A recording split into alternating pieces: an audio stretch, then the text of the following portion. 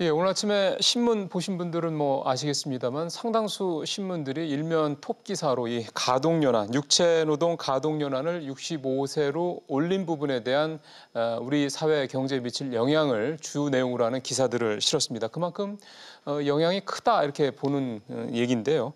어떤 얘기들이 어떤 쪽으로 어떤 영향들이 있을지 조금 더 오늘 짚어볼 수 있도록 하겠습니다. 그래서 오늘은 저희가 법무부인 천일의 노영희 변호사를 모셔서 전반적인 얘기를 듣고요. 중간에 김범중 중앙대 교수를 통해서 또 얘기를 좀 들은 시간 이렇게 좀 중간에 또 준비를 하겠습니다. 노영희 변호사는 먼저 시작을 하겠습니다. 변호사님 어서 오십시오. 네, 안녕하십니까.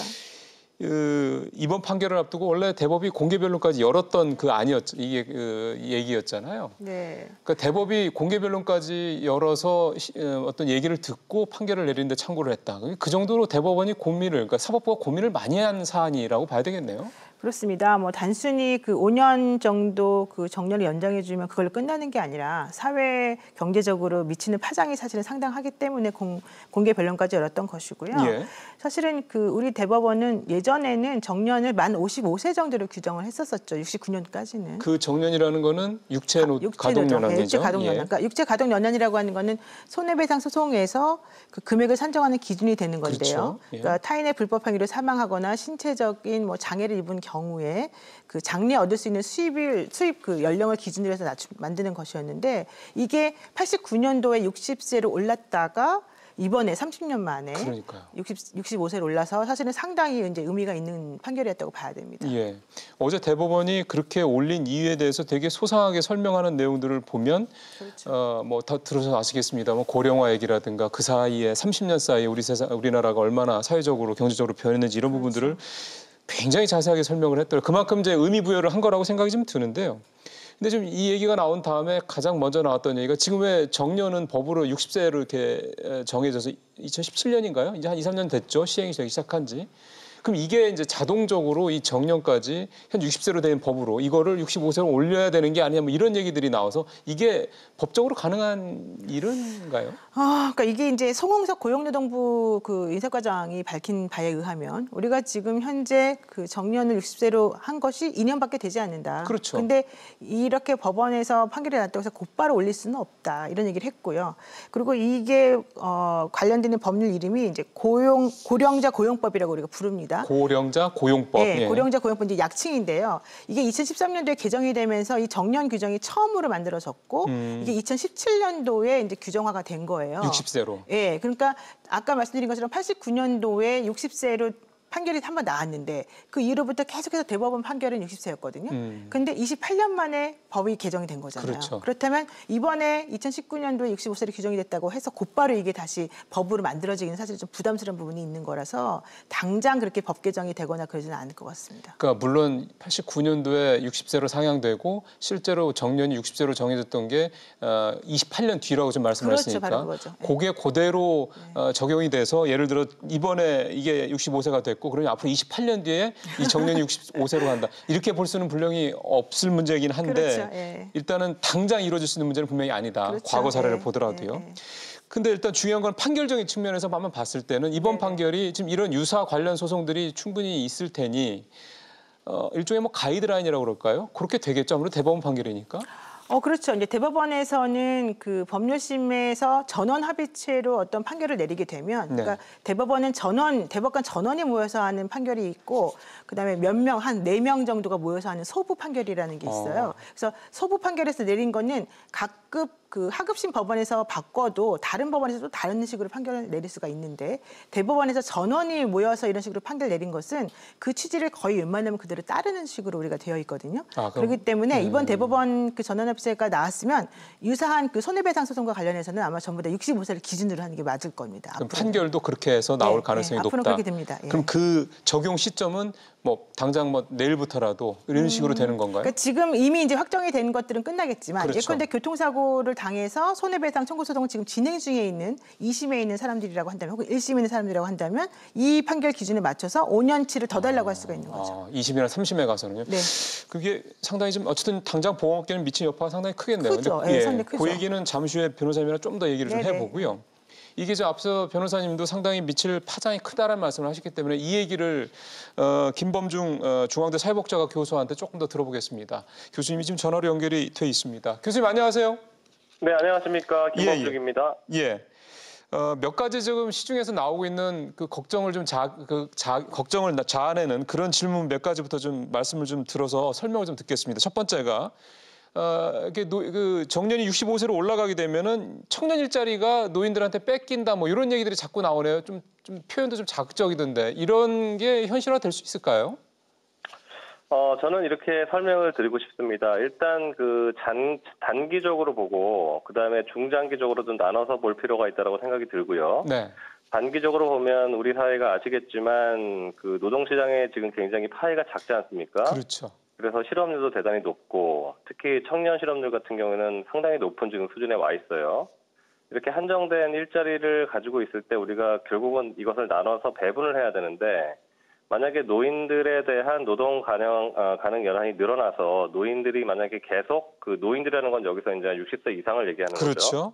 그분들이 일자리를 계속 유지하게 된다면 상대적으로 이분들의 근로가 늘어날 것이고 그렇죠. 그거에 따라서 그분들이 은퇴하게 되면 새로 생길 수 있는 일자리들을 청년들이 못 들어갈 수 있기 때문에 청년들에 대한 파이가 줄어들 수 있는 것처럼 보일 수는 있겠지만은 예.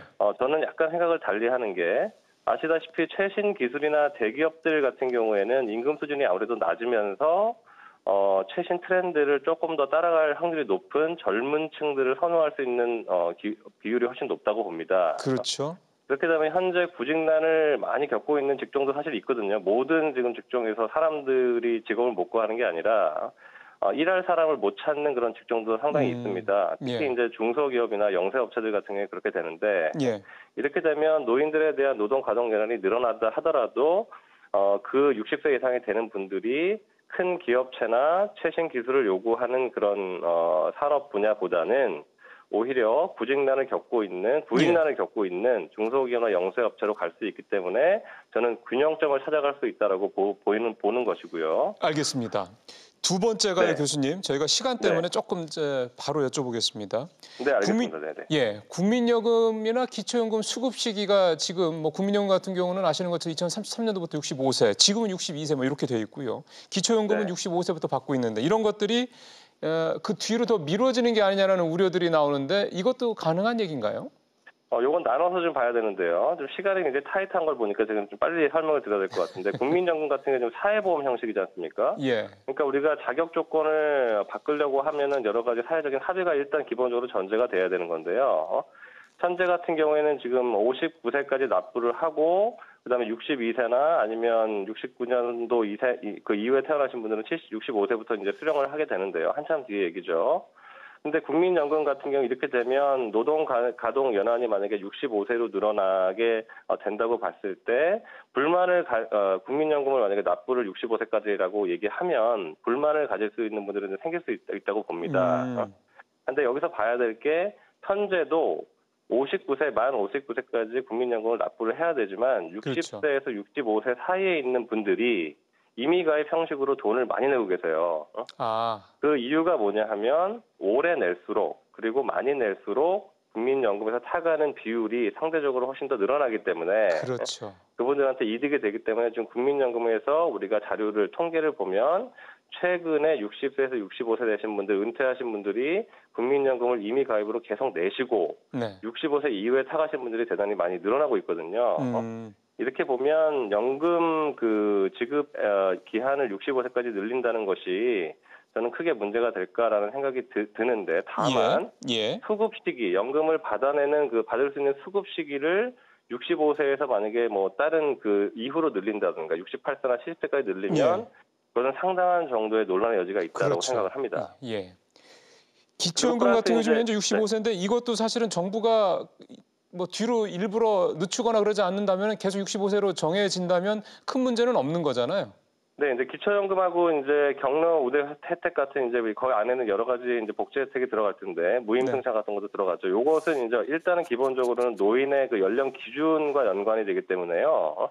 현재 그런 얘기가 많이 나왔잖아요. 노인 연령 기준을 70세까지 늘려야 된다, 높여야 된다 이런 얘기가 나오는데 이거는 노인복지법상에 정의가 내려져 있기 때문에 법을 바꿔야 되는 상황이긴 하지만은 저는 개인적으로는 시대 흐름을 반영을 한다라는 차원에서 보면 인구 고령화 시대, 100세 시대에는 노인에 대한 연령 기준을 넓힐 필요는 있겠다라고 생각이 듭니다. 다만 선의의 피해자가 발생할 수 있겠죠. 최근에 그러니까 65세부터 기초연금을 받고 그다음에 경로우대 혜택을 받아왔던 분들이 이게 만약에 갑자기 폐지가 돼버리면 그래서 70세로 노인에 대한 정의가 바뀌면 이분들은 지금 우리나라 노인들 빈곤율이 대단히 높지 않습니까? 그리고 신체 육체 장애를 갖고 계신 분들 대단히 많으신데 그런 분들한테 대단히 큰 생활적인 어려움, 삶의 질을 떨어뜨릴 수 있는 그런 피해가 올 수 있기 때문에 유예 기간을 두는 것이 필요하다고 생각을 합니다.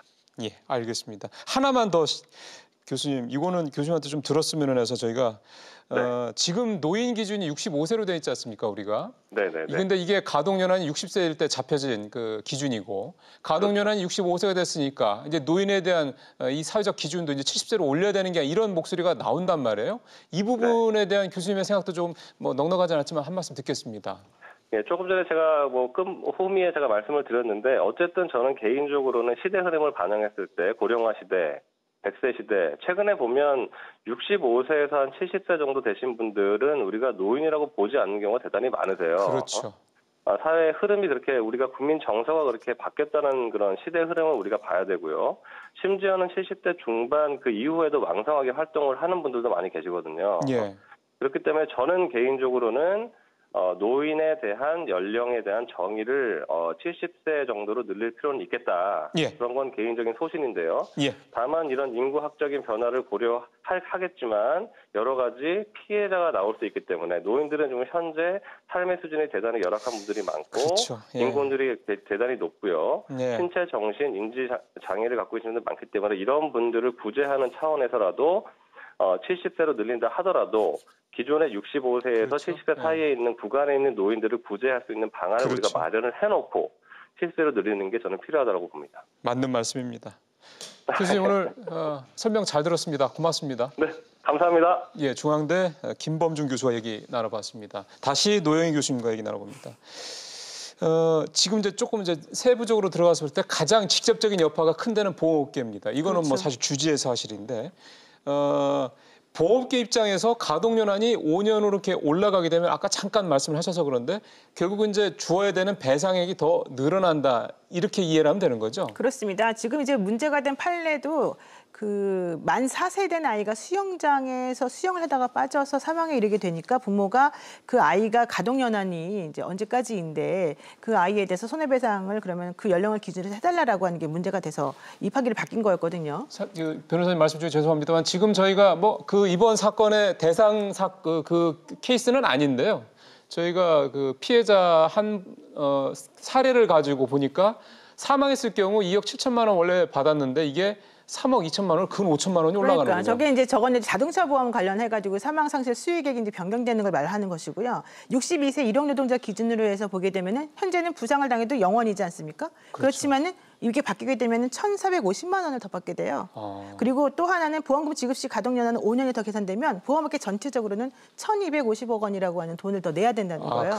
그러면 1인당 개인적으로 보험료를 내야 되는 게 바로 1.2% 정도는 최소한 올라갈 수밖에 없다는 구조가 되어서 이제 내가 가해자가 되었을 때 내는 게 결과적으로는 더 많아질 수밖에 없는 이제 부분이 되지 않습니까? 그래서 아까 제가 좀 전에 말씀드린 그 사건 같은 경우에도 그 4살짜리 아이가 나중에 받아야 될 금액이 2억 얼마 정도로 이제 계산이 나왔단 말이에요. 그러면 60세일 때. 네, 60세를 기준으로 해서. 그러면 그 아이 같은 경우에도 이제 훨씬 더 많은 금액이 늘어나는 거죠. 지금 아까 그 화면에서 나온 것에서는 2억 7,700만 원이었는데 3억 200만 원 정도여서 한 3천만 원 정도가 더 늘어났던 거였거든요. 그렇게 되면 이 아이 같은 경우도 훨씬 더 늘어날 가능성이 높다라고 하는 거가 되는 거죠. 그러네요. 지금 3억 2천만 원이니까 5천만 원 갖고 올라가는 게 맞네요. 그럼 견적으로 어쨌든 보험료 인상은 불가피하다. 그러니까 전체적으로 1,250억 원 정도가 더 늘어나게 되고 그렇게 되면 결국 그 돈은 누가 지급해야 되느냐? 보험금을 내는 우리들이 지급해야 된다는 거죠. 그러면은 변호사님께서 어쨌든 사법부 쪽에 법 쪽에 계시니까 이 가동연한이 5세 올라간 거가 전체적으로 사회적으로는 비용이 올라간다고 봐야 됩니까? 아니면은 어떤 이런 거 이에 따른 수혜를 받는 어떤 그런 부분들이 더 그러니까 늘어난다고 봐야 될까요? 뭐 일단은 뭐 일시적으로는 사회적 비용이 늘어나는 것으로 지금 판단될 수밖에 없죠. 공유처럼, 예. 왜냐하면 손해배상 청구 소송을 했을 때 결과적으로는 우리들이 지급해달라고 요청하는 금액이 늘어나는 거기 그렇죠. 때문에 그렇지만 장기적으로 봤을 때는 5년이나 그 가동 연령이 늘어난다라고 하는 것은 5년을 더 일할 수 있다는 거잖아요. 그러니까 5년 일하는 분들이 더 많아진다는 겁니다. 근데 더 중요한 거는 우리나라 같은 경우는 약간 좀 시스템을 바꿔야 되는 필요가 있는데 근속 연수에 따라서 그 월급이나 금원 같은 게 지급되는 게 달라지는 시스템이지 않습니까? 예. 그것 때문에 사실은 그러다 보면 더 문제가 커질 수가 있어서 오히려 그걸 저는 60세나 65세를 기준으로 해가지고 좀 더 정리하는 시간이 좀 필요하지 않을까 싶습니다. 알겠습니다. 어쨌든 이 여파가 적지 않은 것만은 분명한 거군요. 그렇습니다. 예, 알겠습니다, 변호사님. 오늘 말씀 잘 네, 들었습니다. 맞습니다.